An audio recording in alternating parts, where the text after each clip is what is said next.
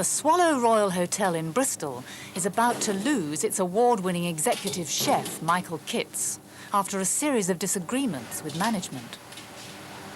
A couple of days ago, I handed in my notice. Pretty short and sweet, really. Yeah, a job has come up in London. It's a nice challenge. I've been here for sort of 5 years, and it gets me back into London and a new challenge, as it were. I had a letter from the assistant, you know, just an open memo for all and sundry to see, which is totally unprofessional. And, you know, he's done it on numerous occasions. And that, to me, was like the final straw, really, you know, that after 5 years, someone can write a memo, you know, about loo days, which I'm entitled to, you know, anyway. I mean, I don't ask for much. And I got hauled up over that, you know. And it's just unbelievable. No other head of department has to go off and sign off their loo days.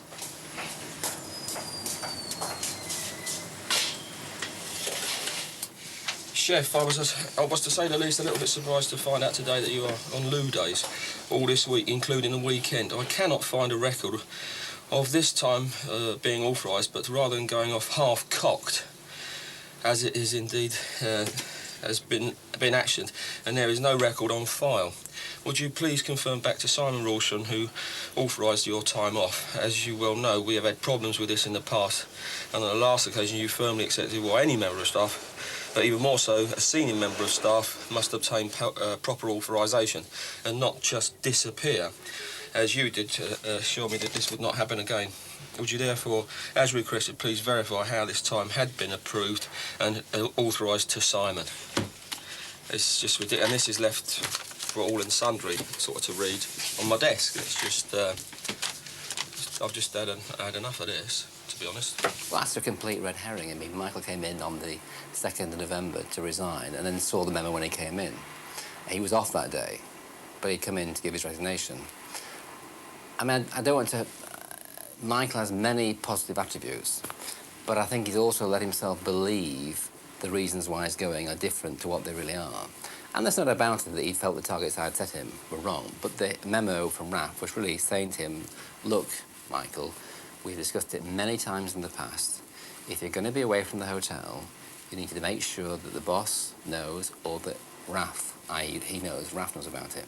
No, the memo that I said was questioning whether he had taken the right steps and actually taken the time off and getting the right authorisation. I've never implied, and if he believed that I was implying that he shouldn't have taken off, it wasn't that. It was the way that he just one morning disappeared, or seemed to disappear. We send up our rotas, you know, sort of on a Thursday for the management to have a look at. You know, they're up there for them to see, and nobody came down and said, Chef, you can't do this, you can't be... I've got a head chef here, a very good head chef here, Joel Stonehouse. The kitchen was all covered. You know, I wouldn't go away doing that sort of thing anyway. You know, everything was covered. The men, you know, the rotas had gone up, and still I had my arse, you know, chewed. It was ridiculous. We have to know where our key heads departments are. The odd day here is fine, but to take a week away when it's not scheduled or a holiday request form filled in, and he knows more than anybody the procedures from past conversations and being written to about it in the past. There's no excuse at all for it. In the conference sales department, Peter Robinson has some good news. That's my engagement ring. I am planning, with my wedding coordinators here, my wedding. But it's not going to be in the hotel, and it's not going to be the type of wedding that we probably have. It's probably just going to be a very small wedding. So who are you marrying? Well, that's the question. Who am I marrying? I'm actually marrying the Deputy General Manager. So it's very incestuous here. And that'll be in March, subject to availability, of course. Unfortunately, Raf's availability is not good. He's going to Bournemouth on secondment for 3 months. Well, they were advertising the other day in the paper one of those little huts. What, the one by the front? Yes, £30,000. Probably move in. Sooner retire, open up a little hotel there. All right. OK, I'll see you later. See you in a little while.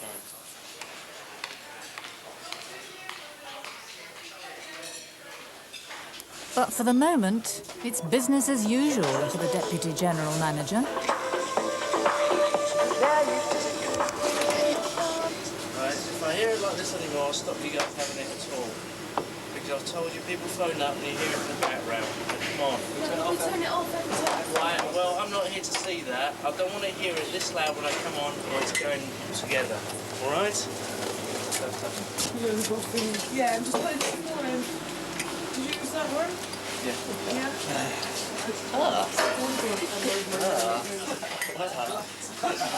Get out! All of you!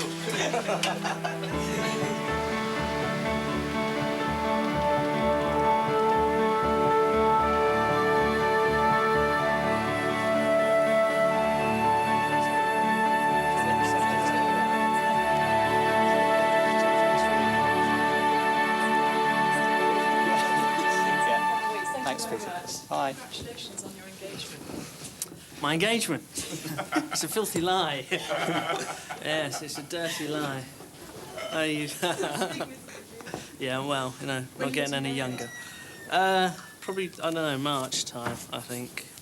What sort of wedding? Are you organising it? Or is No, Peter? no, I'll let Peter sort that out because she's quite good at it, obviously. So, I don't know. We're just looking for a venue now. So, What about you? it'd be like going out with your sister, I think. So, we'll try and find somewhere else. After his week off, it's back to work for Michael Kitz. But not for much longer. Right. You all right, Chef? Nice holiday? Lovely.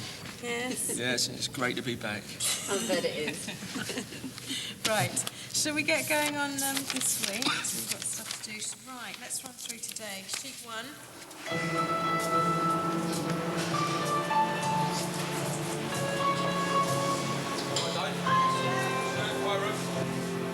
The imminent departure of Chef Kitz has left his deputy, Giles Stonehouse, in a dilemma: to apply for the executive chef's job or not. Giles posted as head chef. And I suppose I had an inclination in my own mind that 5 years was a long time for Michael, and bearing in mind his personal circumstances and everything else, and his love of London as well, that there will come a time shortly when I thought he'd want to go back. And it's important to make sure the hotel's protected. Now, Giles is not if you like, a replacement in waiting for Michael. What's your reaction to Michael handing his resignation in? A little bit surprised. Obviously, it was being so short after I'd arrived. A bit concerned as well that people might make some wrong assumptions. What way? Well, obviously, they created my position, and for a relative, medium-sized brigade, it's unusual maybe to have an executive chef and a chef de cuisine. So, but there is the need for it because we are quite spread out. There's a lot going on. But from other people from outside in the trade, I'm concerned that people might put two and two together, and some people did. I've already had people within a couple of days ringing me up and congratulating me on the position I haven't got. Got a skip panel. The days of an executive chef or a head chef of a hotel just being involved in just cooking are gone. I've had ups and downs with Michael. It's never been a personal thing, and I'd hope that he realised it was never a personal thing. But he's not the only one. I'm not in a position where, I can take a back seat. Things need to be achieved in this day and age. Results need to be achieved. So you want us to hold on with the salmon for a minute? Yeah, I would. Do we get the veg? Do the veg. Do the veg. Yeah, because it's going to take 2 minutes, isn't it, this salmon? I definitely did have run-ins with Raphael de Villa. I mean, there was no two ways about it. That was known throughout the hotel that me and him just didn't hit it off, and there was a couple of occasions where it got quite nasty, in fact. But I think, by and large, someone was giving him the bullets, and he was there to fire him. That was his role a little bit. I don't think he liked me, to be honest with you. Always have had and always will have the utmost respect for Michael. Our relationship swayed from being very good and working very closely to at times when we hit lows and did not see eye to eye. But that is part of my role, and that would have been part of his role to at least identify what we perceive to be wrong and manage, in a management sense, our way out of it. I wish them all the best. It's a loss for the hotel, it's a loss for the company. But as I've said, you know, there's a silver lining to every cloud, and it's an opportunity to look at the whole operation and move it forward.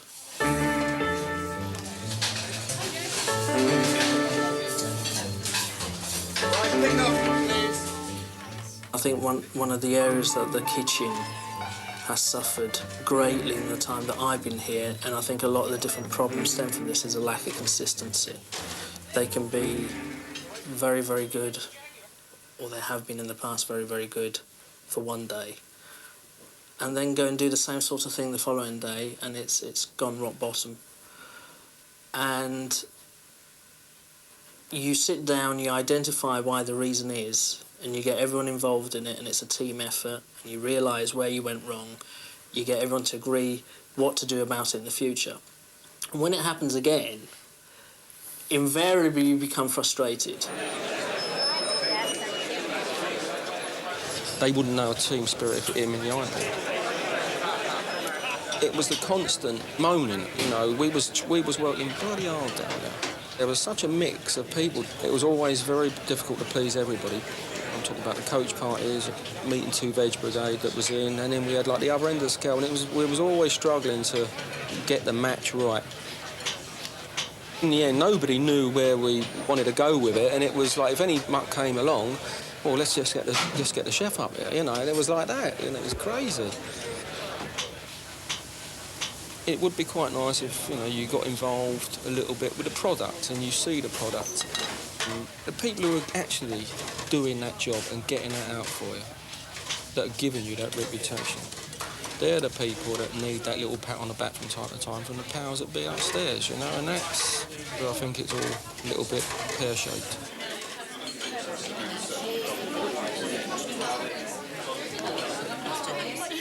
I think you've always got a little bit of a problem there when you know, someone who's not really into their food. I mean, meat pie and all that is okay, but at the finer end of it, I think is where quite a few of the management team struggle a little bit about, you know, the nicer things in life. It's all about an education sort of thing, and I don't think they really wanted to be that educated about food, to be honest with you. Plain and simple. Drinking all the time, no. That true with the... Are you missing Raph, by the way? Am I? Are you? Good question. Isn't it? Absence makes the heart grow fonder. Ah, yes, but out of sight, out of mind, you know. And I thought you might need a little break between now and the wedding to get it, you know, to get the test. Let's go ahead with it anyway. Right, ladies and gentlemen, boys and girls, here we are again. Not prize giving, not awards.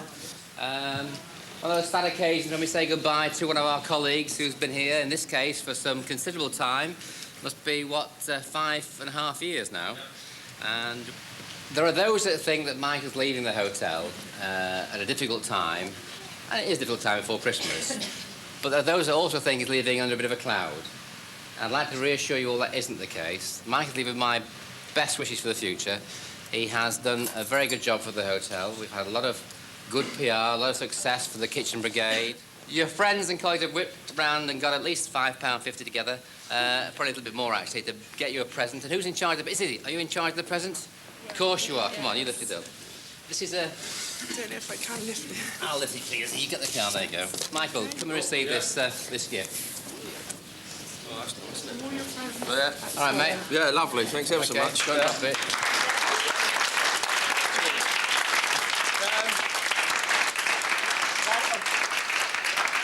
I won't go on too long. I've had a great time here. It's been really good, and I've seen a lot of faces come and go, and yeah, it's been good. And I'd just like to wish you all the very best for the future. I'm sure this place will go from strength to strength. It is a lovely place, and it will be there. It will get there. All right, thanks ever so much. Thank you. Right, on your drink now. Okay. What's the matter with you? Smell me. Is it a sad day for you? Oh, yeah, it's devastating. Is it? You look a bit sad there. Why have my ears gone down, have they? Tomorrow's the sad one. Why? It's when everything's gone. The lockers are empty, the filing cabinet's empty, books are gone. It's not that bad. New era. Yeah. Oops. It's certainly a new era, all right? Don't know if it'd be a good one. It'd be difficult because, you know, he's a hands-on chef. So, you know, you take that away, it's like 50, 55, 60 hours taken away from the brigade to kitchen time. So it'd be hard for the rest of us to pull back those hours because, you know, he's very well organised. And when, you know, when he's doing something, he doesn't need help. He generally do it on his own when it's all put together. So it will be quite difficult for us to, you know, recoup that time, if you like. First and foremost, he's a cook, and they expect him to do a lot more administration work. And I cannot believe that management allowed him to make so many sort of clerical errors that they couldn't jump in and help him that way. They're just like saying, well, you've done this wrong, you've done that wrong. I just think that he could have got a lot more help from above and got perhaps someone like Giles in a long time before. And I just think they've all said their best wishes and that, but I think half of them can't wait to see the back end, to be honest.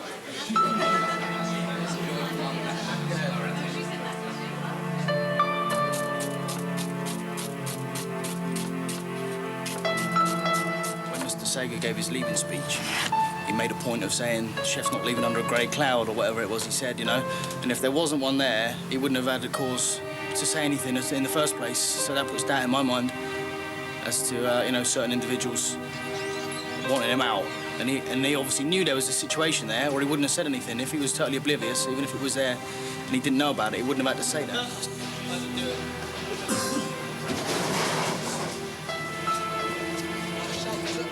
That's it, yeah.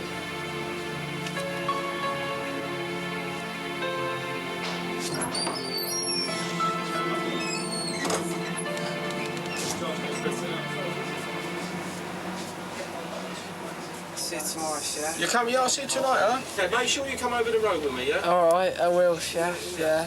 All right, I want you to see you over there, all right? Even if it's only for a pint, all right? All right. 6:30 or whatever. All right. In a rack. Have you got a business card? Yeah, there you go. Otherwise, they won't let me in. All right, I'll see you later on. Cheers, I'll see you later on, Chef. What is it, casual dress? Or... Yeah, that's it, yeah. Sorry? All right.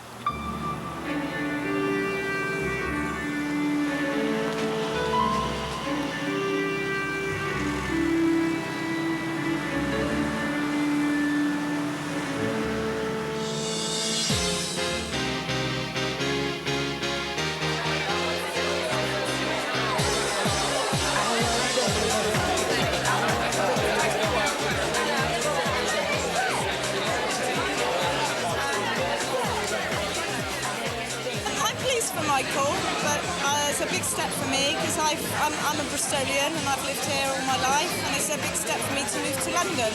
So I'm apprehensive, but I'm pleased for us and I'm pleased for Michael. So I hope they were as happy in London as we would have been in Bristol. Yeah.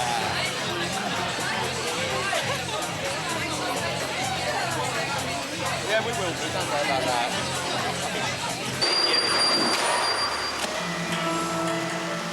It's Michael's last day.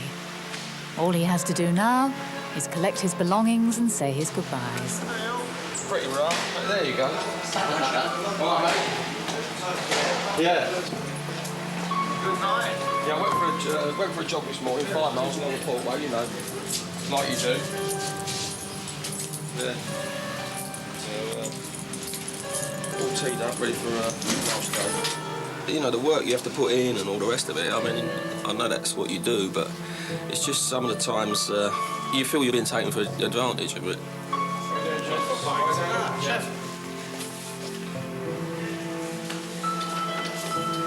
It's not as if I haven't done a bit for this place as well in 5 years. That's what is annoying, you know. We've been open 5 years, which in a hotel's time is nothing. You know, and we've had a lot of successes here. And, well, we'll just see what happens. That's all finished now.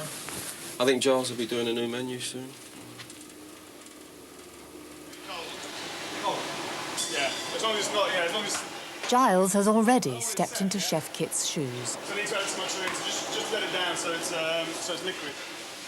If Giles throws his hat into the ring and wants to apply, if we were to appoint somebody else, it would be somebody who I would view who had a lot more to offer than he had. And that nobody would come in with less than he has already achieved in his own career. And he's achieved a lot in his own right. You done it, yeah? Is it ready? Just drain on a bit of cloth for me.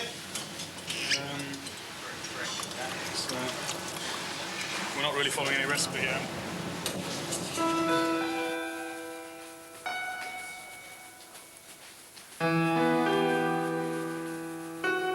See you later. All right, yeah, mine, there you go. All right, I'll Make sure I'm ready. Yeah. All right, yeah, I'll look like It's all right. Hope it well, you too. Hope it all goes well. Anyway. Yeah, I'll see you again. Right, Okay, yeah, sure. nice to meet you. And All that. all that sort of stuff. It is, yes. I need wet cake. No, it's for one. For the one night. Hello. I'm just popping in, yeah. I'm just, well, saying my fond farewells, really. Yeah. All right. Look after yourself, and I'll see you again, all right? Yeah, I'm off now. Take care of yourself. Yeah, I will do.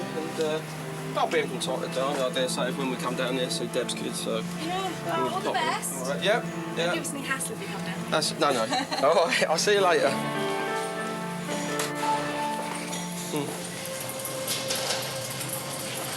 Yes, we can.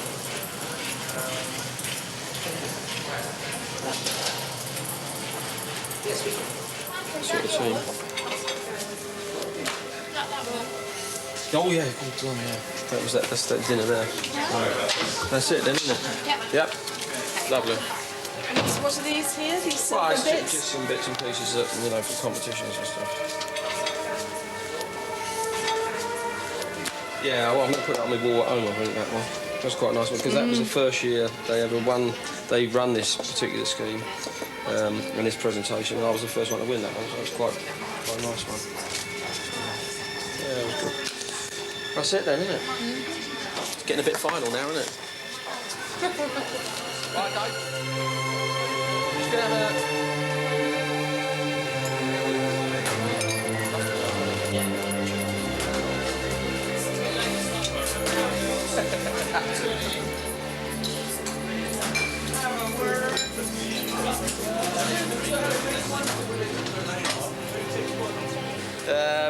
I just wish you all the best in anything you do, and if ever you're up in town or whatever, give us a bell. You can pop in and have a drink, or if you're looking for work or anything like that, just keep in touch. Yeah. What fun? Yeah. You can ignore that. Must be there, boys. All right, but thanks ever so much. Cheers. All the best. Cheers.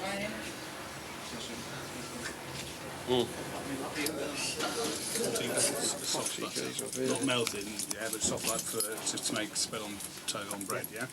We needed the herbs and maybe some chocolate. Should have been delivered yesterday.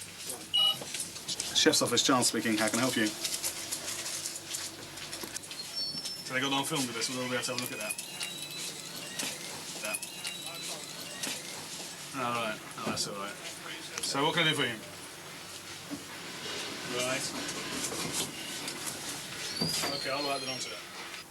I'll add that to it down here. You don't need to send an amendment after that, Elizabeth. All right. Cheerio. Bye.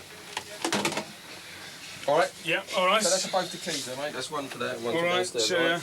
So I'll give, if there's any, I'll give you a ring next week, and if there's any... If there's any crops over and I don't know what else we're talking about, I'll give you a ring. Yeah, all right, mate. Yeah.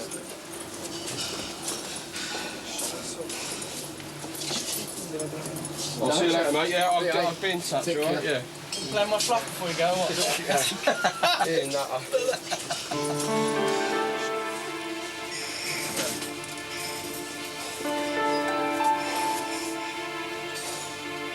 I'll redesign.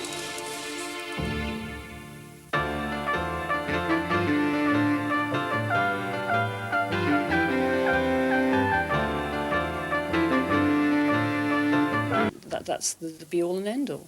Despite the anguish caused to her parents, it seems the funding is secure. Like Sian, at last, they can begin to relax. Kate Sanderson, HTV News, Glastonbury. A woman's recovering tonight after a dramatic rescue from being sucked under the mud off the beach at Weston-super-Mare. The woman, believed to be a holidaymaker, was sinking into the mud and unable to move. It's believed she'd walked towards the outgoing tide, unaware of the danger. Emergency crews risked their own lives in reaching the woman as she sank still deeper into the thick mud.